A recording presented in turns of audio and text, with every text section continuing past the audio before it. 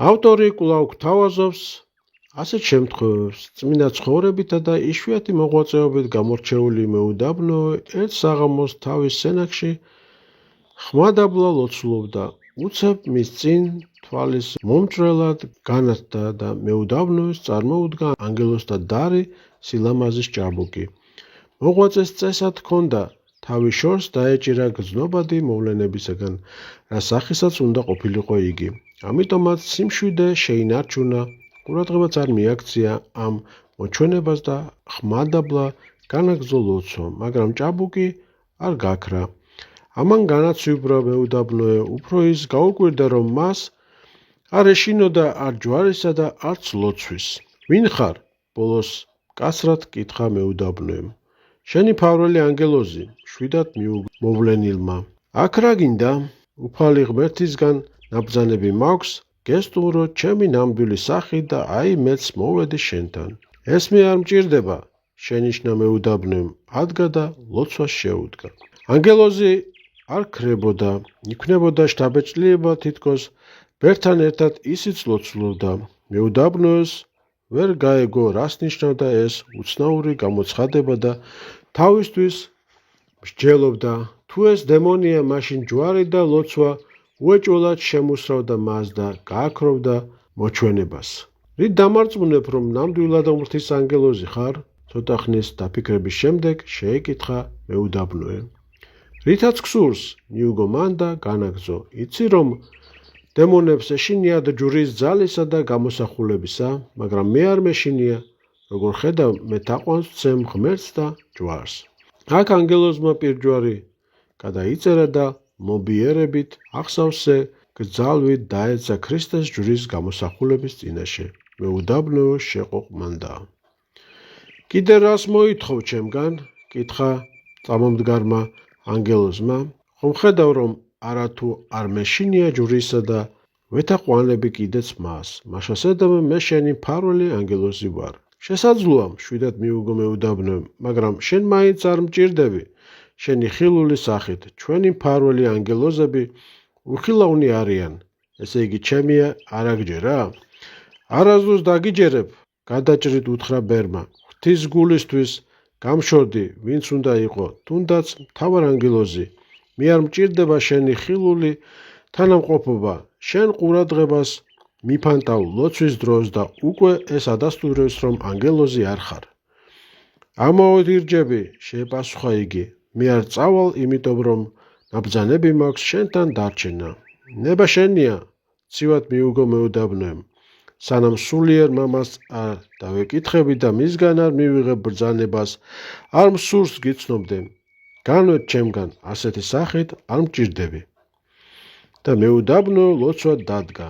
ამასობაში ანგელოზი გაუჩინარდა.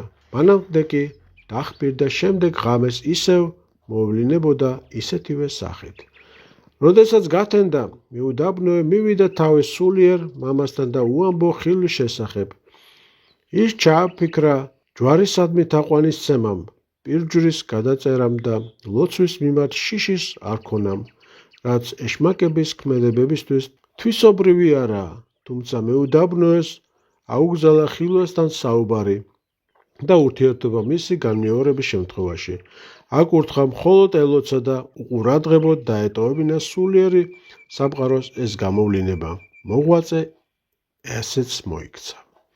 ამასობაში მეუდაბნოის ხილვასთან დაკავშირებული საკუთარი ეჭვების გასაპანტავად მოძღვარი წავიდა ერთ-ერთ ბერთან, რომელსაც ათონზე იცნობდნენ, როგორც ჭურეტით ცხოვრებაში გამოცდილს, განსჯის, ნიჭის მქონეს და ეშმაკისეული გულისიტყვების მკაცრად თვალყურის მდევნელს და რჩევა კითხა.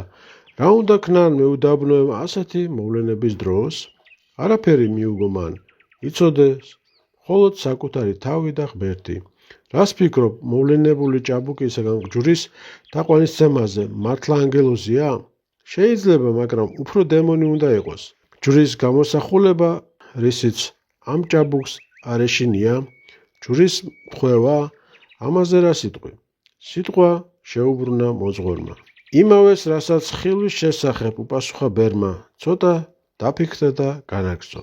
შენ იცი და რა თქმა უნდა, მეთანხმები, რომ რაც მაღლა ავდივართ ღვთისკენ სავალ გზაზე, მით სახიფათო და მრავალმხრივი ხდება ჩვენი ბრძოლა ეშმაკთან. ღმერთმა რომ გვაჩვენოს თავისი ძალა ჩვენში და ამასთან ამხილოს სატანის უძლურება, ზოგჯერ დაუშვებს ხოლმე, რომ მან ჩვენზე იმოქმედოს და გვებრძოლოს ისე, როგორც მას თუ სურს და შეუძლია.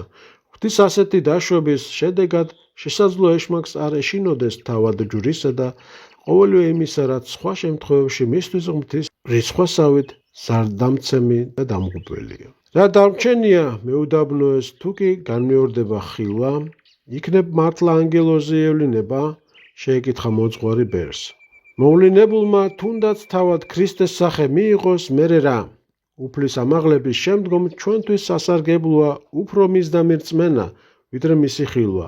აქ ერთი რამ არის საჭირო, ყურადღება არ მივაქციოთ მოვლენას და საკუთარ საქმეს მივხედოთ, ანუ ვილოცოთ და ანგელოზიც გამოგვეცხადოს, მერე რა? ჩვენი ლოცვითი ურთიერთობა გვაქვს ღმერთთან, ჩვენს მეუფესთან და უფალთან. ანგელოზი კი მხოლოდ მისი მონა და მსახურია. განსაჯე, განა კარგი იქნება საუბარი შეწყვიტოთ უფალთან და მის მსახურს მიაპყრო ყურადღება.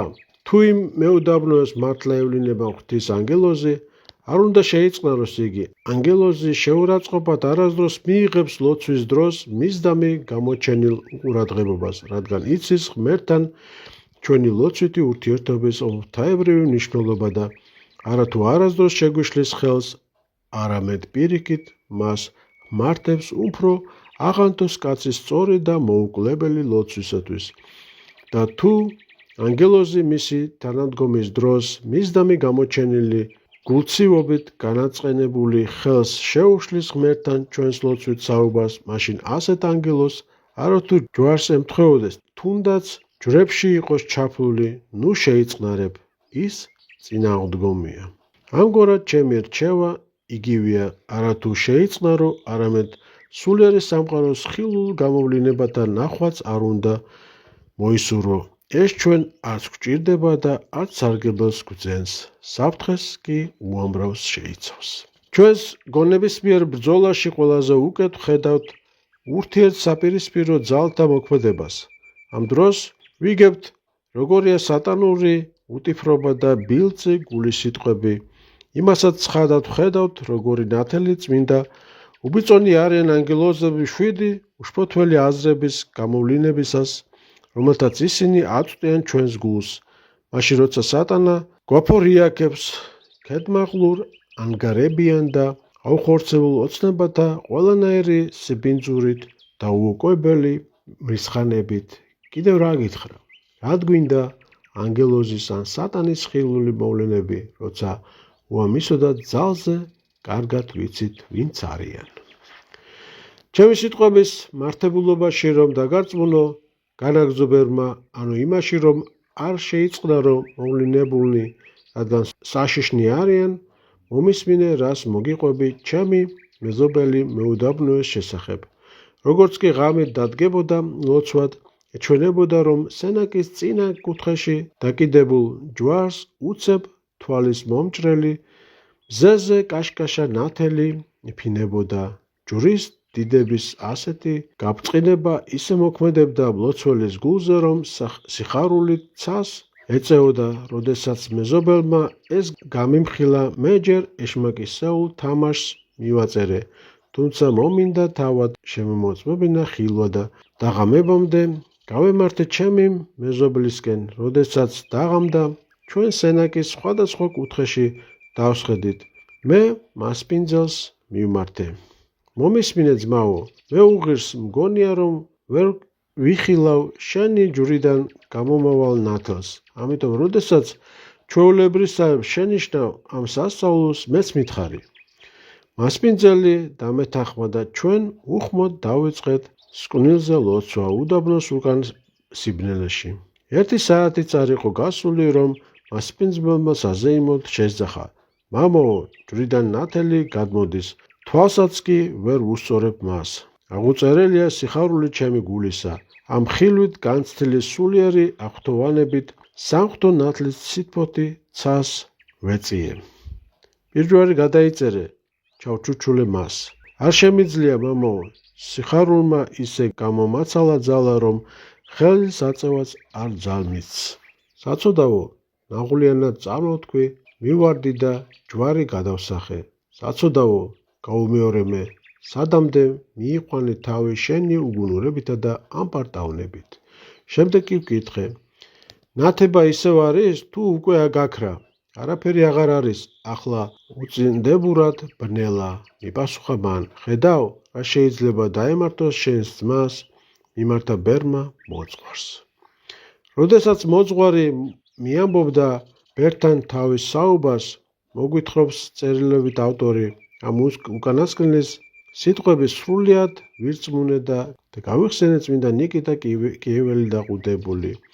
ამ განდეგილსაც აფრთხილებდნენ სატანის ცუნებისგან თავი დაეცვა. უნდა ვივარაუდოთ, რომ ნიკიტამაც მოსთხოვა მოვლინებულ ანგელოზს ჯვრის გამოსახვა, როცა ეშმაკი დაყუდებულის დასანახად მოუკლებლად ლოცულობდა. ალბათ ბიჯვარსაც იწერდა და ხატის წინაშე მუხსაც იდრეკდა.